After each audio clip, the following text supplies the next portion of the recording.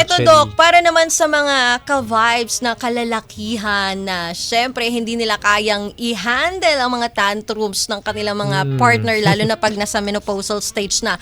Bilang isang lalaki ba, Doc, ano ang pwede nilang maitulong sa kanilang asawa? Ayun, I think, hindi lang siguro sa lalaki, pero sa family, sa buong pamilya. Kasi kunyari dun sa kwento natin kanina, di ba may anak din? Na parang naapektuhan na rin May yung anak. interaction, Oo. yung relationship.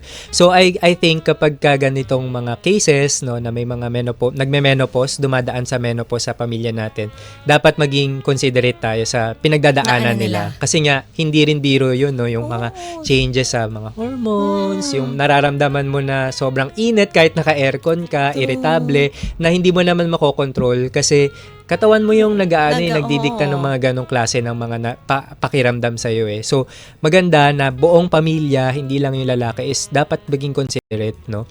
Yung kanina na parang pa rin, no? Parang push pa rin si mister na Oo, makipag-chok-chak, talik. ganyan. Sinabi na nga masakit. So, siguro isipin natin na may mga pinagdadaanan tong mga natin, no? Partner natin, yung nanay natin, lola natin, ganyan. So, minsan talaga parang irritable sila na baka sila parang galit-galitan sila, di ba? Oo. So, intindihin na lang din natin na tapos kung napapansin nyo na sobra na, baka yun yung encourage natin sila na magpa-check. Samahan ninyo.